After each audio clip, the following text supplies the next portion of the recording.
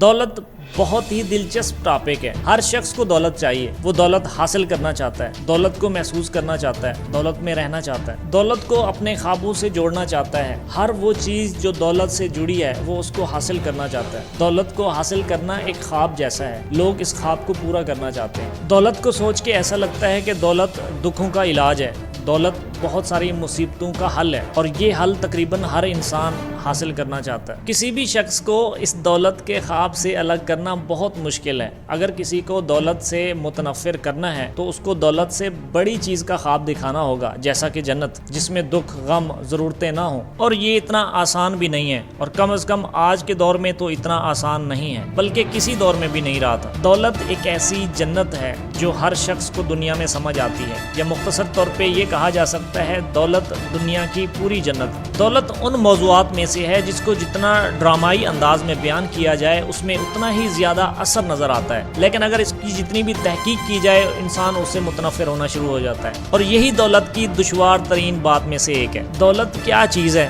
دولت کیسے حاصل ہوتی ہے؟ ہر شخص اس کے بارے میں سوچ رہا ہوتا ہے۔ دولت کس کے پاس زیادہ آتی ہے اور کس کے پاس نہیں آتی؟ ایک شخص پوری زندگی دولت کے پیچھے لگا دیتا ہے لیکن اس کو نہیں ملتی، اور ایک شخص کو دولت کی سمجھ بھی نہیں آتی، لیکن اس کے ہاتھ میں کون سا ایسا فارمولا لگ جاتا ہے کہ دولت اس کے پاس دھڑا دھڑ آ رہی ہوتی ہے۔ ایسا کیا ہے؟ وہ کون سا راز ہے؟ وہ کون سا سیکریٹ ہے؟ وہ کون سا فارمولا ہے جس کے ذریعے سے دولت آنا شروع ہو جاتی ہے؟ ہم یہ سوچ کے بیان کریں کہ ہمیں دولت سمجھ آ گئی ہے تو یہ سب سے بڑی غلطی ہوگی، کیونکہ اتنی دنیا جو صدیوں سے چلی آ رہی ہے وہ شاید ہم سے دولت کو بہتر سمجھتے ہیں، لیکن اس کے کچھ شرائط ہیں جو پوری نہیں ہو پاتی۔ جس شخص کے اندر دولت کی وہ شرائط پائی جاتی ہیں یا وہ ان شرائط پر عمل کر لیتا ہے، چاہے وہ سمجھدار ہو، چاہے وہ عالم ہو یا نہ ہو، چاہے وہ ذہین ہو یا نہ ہو، چاہے وہ کسی بھی طبقے سے تعلق رکھتا ہو، اگر اس نے شرائط پوری کر دی تو دولت اس کو مل جاتی ہے۔ اور اس کو تھوڑا سا تفصیل سے بیان کیا جائے تو شاید ایسا ہوگا کہ دولت کا تعلق ذہانت سے نہیں ہے، کیونکہ اگر ذہانت سے ہوتا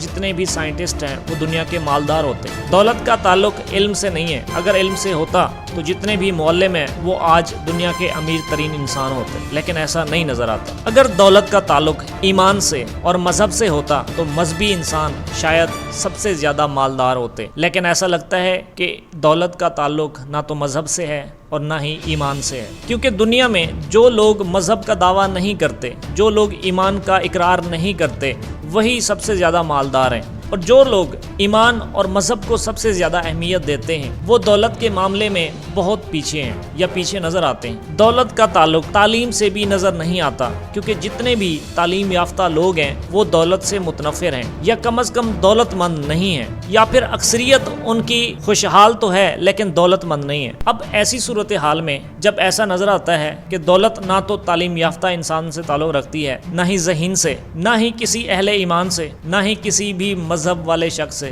نہ ہی کسی ذہین انسان سے، اور نہ ہی کسی اہل علم سے، اور نہ ہی کسی مفکر سے تعلق رکھتی ہے، تو دولت آخر کس سے تعلق رکھتی ہے؟ اگر دولت چاہیے تو دولت کے لیے کیا کرنا چاہیے؟ اس دوڑ میں شامل ہونے سے پہلے شاید بہتر رہے گا کہ یہ سمجھ لیا جائے کہ دولت ہے کیا چیز، واٹ از ویلتھ۔ دولت کے حوالے سے مختلف رائے پائی جاتی ہیں۔ ایک رائے کے مطابق ہر وہ چیز جو انسان کے لیے دستیاب ہے اور وہ اس سے فائدہ اٹھانے کا حق رکھتا ہے وہ اس کی دولت ہے۔ اگر اس رائے پہ غور کیا جائے تو دولت کا نقشہ ہی تبدیل نظر آتا ہے جو ہمارے ذہن میں بنا ہوا ہے۔ ہمارے ذہن میں صرف کیش، پیسہ ہی دولت ہے، لیکن ہر وہ چیز جو ہمیں فائدہ دے سکتی ہے وہ ہمارا سرمایہ اور ہماری دولت میں آتی ہے، لیکن ہم صرف دولت کی عمومی شکل پہ ہی غور کرتے ہیں اور اسی کو ہی اہمیت دیتے ہیں، یا دینا چاہتے ہیں اور دیتے بھی ہیں، کیونکہ یہ ہر شخص کو اور ہمیں بھی آسانی کے ساتھ سمجھ آ جاتی ہے، لیکن ہم رسم و رواج سے آگے سوچنے سے گریز کرتے ہیں۔ اس نقطۂ نظر سے دیکھا جائے تو ہم بہت مالدار ہیں، ہمارا خاندان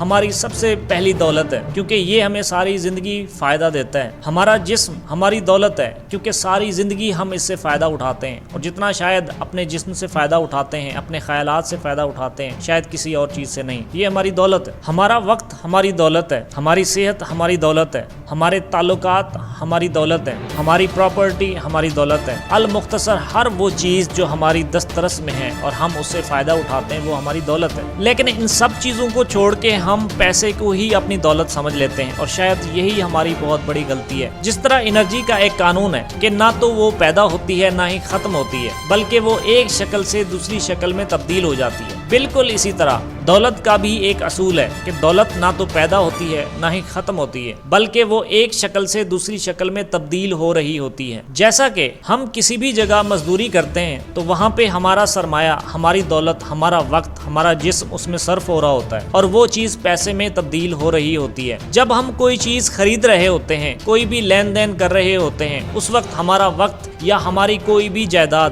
ہمارا کوئی بھی سرمایہ جو کسی بھی شکل میں ہو سکتا ہے، وہ استعمال ہو رہا ہوتا ہے اور خرچ ہو رہا ہوتا ہے اور دوسری شکل میں تبدیل ہو رہا ہوتا ہے۔ اور اگر ہم دولت کو اس نقطۂ نظر سے ہم دیکھتے ہیں تو ہمیں محسوس ہوتا ہے کہ ہم غریب نہیں ہیں۔ ہو سکتا ہے کہ ہمارے پاس کیش نہ ہو، لیکن ہمارے پاس بہت بڑی دولت موجود ہے۔ یہ دولت کی کوئی نہ کوئی شکل ہمارے پاس ضرور موجود ہے، بس ہمیں ایک شکل سے دوسری شکل میں تبدیل کرنا نہیں آتا، یا ہمیں اندازہ ہی نہیں کہ ہمارے پاس کتنی بڑی دولت ہے، یا پھر ہمیں یہ بھی اندازہ نہیں کہ دولت ہوتی کیا چیز۔ دولت مند بننے کی جتنی بھی شرائط ہوں، ان میں سے ایک شرط یہ ہے کہ آپ کے خیال میں یہ بات آ چکی ہو کہ آپ دولت مند ہیں، بس آپ نے اپنی دولت کو پیسے میں تبدیل کرنا ہے۔ کیونکہ دولت مند لوگوں کی زندگی دیکھنے سے ایسا محسوس ہوتا ہے کہ وہ دولت مند تب بنے جب انہیں سمجھ آئی کہ وہ دولت مند ہیں، بس ان کی دولت مختلف شکل میں، جذبات میں، احساسات میں، تعلقات میں، یادداشت میں، معلومات میں، اس کے اندر چھپے کمالات میں،